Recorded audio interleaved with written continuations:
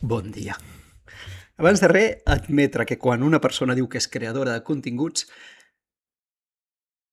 no és cap secret que segurament és creadora de xorrades.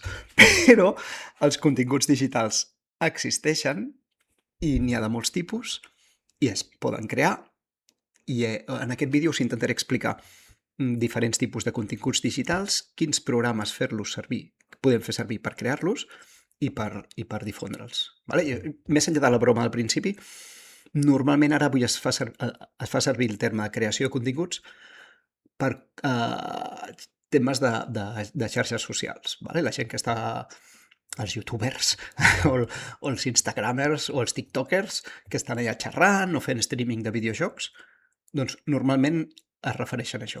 Però jo us parlaré de la creació de continguts en termes més amplis. Vale? I els continguts digitals poden ser de molts tipus. És qualsevol informació que es pugui guardar en format digital. És a dir, quasi qualsevol informació.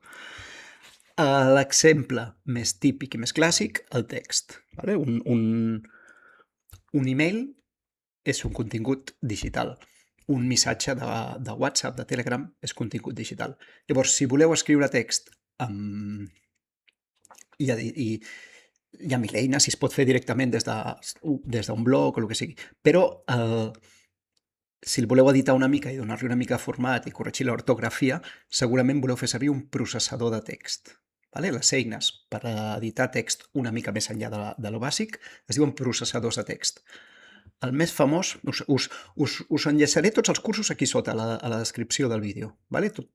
Dels cursos de tots els programes que mencioni, que en tingui. Vale? Bueno, no tinc cursos de tot, però en tinc bastants. I el que us enllaçaré serà això, per l'edició de text, el LibreOffice Writer, que és de programari lliure, gratuït, i potser el que recomano, Google Docs, que la veritat també el recomano bastant, tot i que em fa una mica ràbia Google, vale? Que també és gratuït i és online, i el de Microsoft Word. És el més conegut. Això no compta tant com a edició de text, o sigui, no es sol comptar com a edició de text, però a vegades sí, i en tot cas també seria creació de contingut, vale? Fer formularis. Aquí sí que els de Google, jo no n'he vist cap altre que sigui tan fàcil i tan pràctic i pugui fer servir tant com això. Altres continguts, imatges, vale? Dibuixos o fotografies o infografies o esquemes. Tot això també hi ha una pila de programes per fer-los servir. Sobretot si és edició de fotografia, el més famós és el Photoshop, que no tinc res de Photoshop. Alternativa gratuïta i de programari lliure al Photoshop, el GIMP, que està prou bé. Els aficionats del Photoshop diuen que no és suficient, però els aficionats del GIMP en tenim suficient. Una altra alternativa molt senzilla, però només per coses molt senzilles, que no dona gaire de sí, però és molt pràctica, el Google. Vale? El Google té una eina de dibuix superfàcil i que va molt bé. Després, el Canva també és molt popular, però és que tots són les plantilles, acabeu fent les mateixes xorrades per tots igual. Vale? Jo potser el Canva no m'atreveixo a recomanar-ho molt, però existeix. Llavors, per fer a vegades imatges, algunes imatges són esquemes o diagrames o coses així, a vegades voleu fer-ho a partir de dades i llavors heu de passar també pels fulls de càlcul, que en si mateixos també són continguts digitals, però normalment quan la gent parla de continguts digitals no parla de fulls de càlcul, ¿vale? Però bueno, això, en tot cas és una expressió nova i per això hi ha una miqueta d'ambigüitats. Fulls de càlcul, el més famós a l'Excel, l'alternativa de codi lliure, el LibreOffice Calc, i el que faig servir jo sempre que em deixen, el del Google. També em sap greu pel Google, perquè no simpatitzo amb l'empresa, però aquest programa és que és superpoderós i superpràctic. I amb això doncs, tenim els números, comparem els números, fem operacions i fem gràfics. Un altre tipus de contingut, el so, vale? Sobretot música. N'hi ha 1000 programes per gravar i editar. El que jo conec és l'Audacity. Segurament no és el millor, perquè és gratuït i també relativament senzill. Però si apreneu a fer en l'Audacity, després, si pagueu un programa millor, serà tot la mateixa filosofia. Vale? I és una passada com ha revolucionat això la música. O sigui, abans, si tocaves en un grup, us teníeu que reunir a assajar i trobar el momentet per tocar i costa triar el dia. O sigui, tinc uns amics que tenien una banda i es deien miércoles bien, perquè era el dia quan intentaven quedar, veien que els dimecres era el dia que els hi quadrava i van agafar el nom del grup i tot. Però és que ara, gràcies a la màgia aquesta, cadascú a casa seva es pot gravar, s'envien els arxius i un altre ho munta i, i, i fa la música a diverses persones, cadascú des de casa seva. Finalment, vídeo, vale? Edició de vídeo o gravació de vídeo. Per gravar-vos amb el vídeo, no sé si el tinc aquí o l'he de posar. No el tinc aquí, l'he de posar, el que estic fent servir ara. El rotllo aquest del, com es diu, OBS. Jo amb això capturo la pantalla i em capturo a mi mateix. Ara estic jo, està la pantalla. Llavors, amb això podeu fer també l'streaming directament. OBS va bastant bé, no tinc gaires tutorials d'això, perquè és molt senzill, o almenys al nivell al que treballo jo. I per editar vídeos i muntar diferents escenes, si sou acostumats a veure vídeos d'aquest canal, veieu que tampoc no ho faig gaire, perquè no disposo de temps ni de ganes, però per muntar vídeos hi ha l'alternativa gratuïta que és l'OpenShot. Gratuïta, programari lliure, tot ok. Vale? També podeu fer servir el Canva i hi ha també altres sistemes, però l'OpenShot jo crec que també segurament és suficient per la majoria d'aplicacions. Llavors, i les presentacions.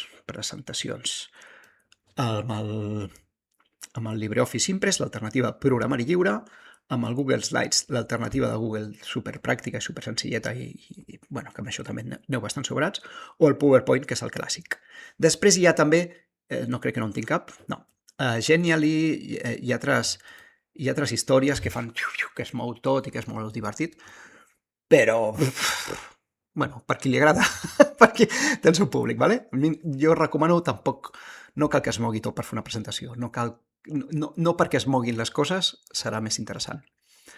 I també són continguts digitals les dades, ¿vale? Tantíssimes dades que podeu tenir endreçades en bases de dades de l'Access o del LibreOffice Base o no, ¿vale? Moltes coses tenen les seves pròpies bases de dades, l'Internet Movie Database, bueno, el que sigui, ¿vale? I la majoria de negocis tenen les seves bases de dades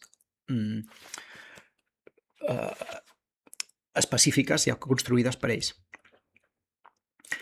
I hi ha altres que no les construïm nosaltres, però les dades estan sent-hi, les està fent servir algú. Si porteu una pulsera d'aquestes que us estan mesurant les pulsacions o coses així, tot això és dades, tot això és contingut tiqui, que està fent servir, que es pot fer servir i que l'esteu creant. Vale? En tot cas, tornem-hi més aviat a l'accepció més actual de la paraula i més popular, que és tots aquests continguts, quan la gent diu crear continguts, no només parla de crear-los, sinó també de compartir-los online. I això normalment són a les xarxes socials.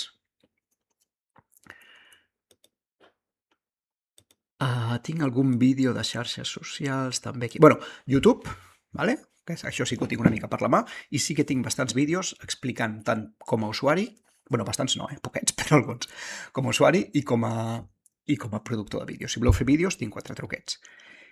I la Wikipedia també seria creació de continguts, però la gent pensa més aviat en les xorradetes de l'Instagram, el TikTok, el Twitter, el Facebook, bueno, aquestes cosetes. Els vídeos, de fet, jo encara faig vídeos normals i els fem normals, vídeos normals a la meva època, ¿vale? Així, horitzontals. El jovent treballa molt amb el vídeo així i li diu que són reels. Llavors, vídeos curts que duren molt poc i que són verticals, semblen com un format. No deixen de ser vídeos, és simplement el mòbil en lloc d'així, així. És el mateix i la brevetat, però ho consideren un contingut diferent i hi ha gent que s'hi dedica a això i si feu reels que són virals, doncs també us traieu 4 duros. Vale? En general, jo no recomanaria gens que ningú intenti dedicar-se professionalment a la creació de contingut. Hi ha gent que s'hi dedica, i els que s'hi dediquen són els que us trobeu els seus continguts i us expliquen com fer-ho, però és poc lucratiu. Vale? Jo amb aquest canal ja tinc tantes visites que sí que em tira alguna moneda a Google de tant en tant, però no deixaré la meva feina de dia. I això que és un canal una miqueta a lo pràctic i que funciona a les escoles. Però no és com una mica com el rock and roll que parlàvem abans.